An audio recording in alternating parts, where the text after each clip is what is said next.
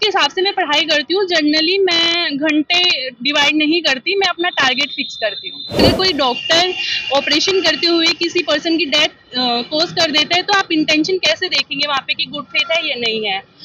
Answer writing की practice pre के time से शुरू कर देनी चाहिए। और जो भी आपका एक आप लगा लीजिए जैसे समर्थ अग्रवाल।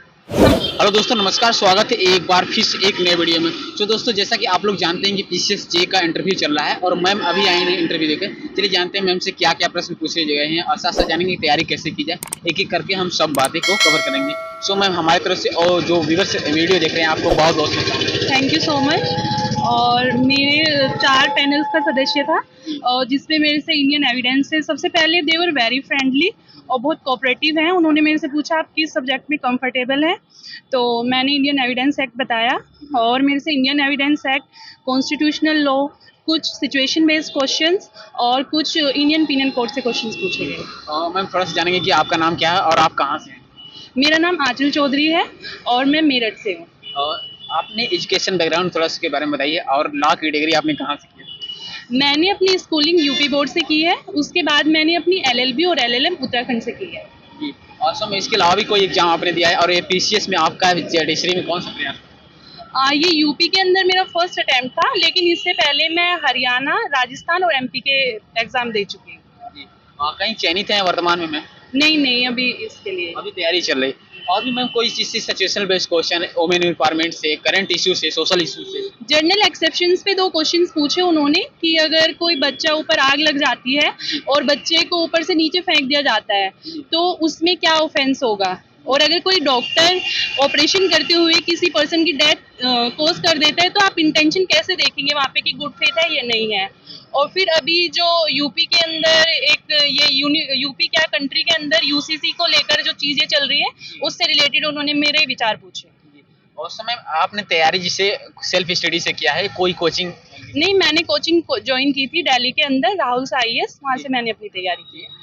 प्री और मेंस की तैयारी कैसे की जाए मैम, इसके लिए कैसे स्ट्रेटजी बनाई जाए? प्री बेसिकली क्या होता है कि एक ऑब्जेक्टिव टेस्ट होता है, तो उसके लिए आपको बेरेक्ट पे कमांड होना बहुत ज़रूरी है। आप बेरेक्ट को थ्रोली पढ़िए और सेक्शंस को डेली बेसिस पे रिवाइज कीजिए। और मेंस जो होता है कि आंसर राइटिंग पेपर होता है, सब्जेक्टिव पेपर होता है, तो इसमें आपको बेसिकली आंसर राइटिंग की प्रैक्टिस प्री के टाइम से शुरू कर देनी चाहिए। और जो भी आपका एक आप लगा लीजिए जैसे समर्थ अग्रवाल एक बहुत अच्छी गाइड है, उसकी आप हेल्प ले सकते हो, अपने कोचिंग के नोट्स की आप हेल्प ले सकते हो। लेकिन you have to do answer writing must है। अगर आप मेंस कोई भी एग्जाम टारगेट कर रहे हैं और आप सिर्फ प्री की तैयारी करेंगे उसके बाद मेंस की करेंगे तो मुश्किल हो जाता है। प्री को टारगेट करते हुए बेरेक्ट के साथ आप आंसर राइटिंग कीजिए स्टार्टिंग। और कोई बुकें हो जो सजेशन करना चाहेंगे, अपनी तरफ से सजेस्ट करना चाहेंगे?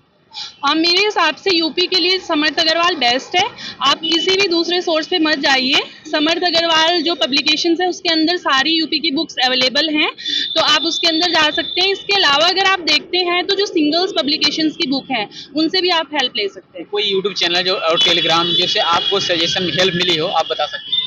यूट्यूब चैनल तो मैंने ऑनलाइन ज़्यादा नहीं देखा, लेकिन कुछ टाइम पे मैंने अपनी कंसेप्ट क्लियर करने के लिए एक थ्योरी ऑफ एब्रिगेशन चैनल था, तो वहाँ पे मैं कुछ वीडियोस देखती थी।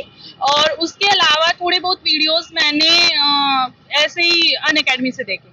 और इसमें एक लास्ट क्वेश्चन है, कोई मोटिवेशन इंस्पिरेशन लाइनें जो स्टूडेंट्स तैयारी करते हैं कहीं डाइवर्ट है, उनके लिए क्या सजेशन देना चाहिए? देखिए, जो एक तैयारी का फेज है वो एक बहुत ही प्रेशर भी फील होता है, कई बार बहुत मोटिवेशन मिलती है, अच्छा रिजल्ट आता है, कई बार डिमोटिवेशन होता है, but the consistency is the key. अगर आप कंसिस्टेंसी से चीजें कर रहे हैं तो definitely success will be yours. लगे रहिए, कंसिस्टेंसी मत छोड़िए किसी भी सिचुएशन में। डेली घंटे पढ़ाई कर लेती है?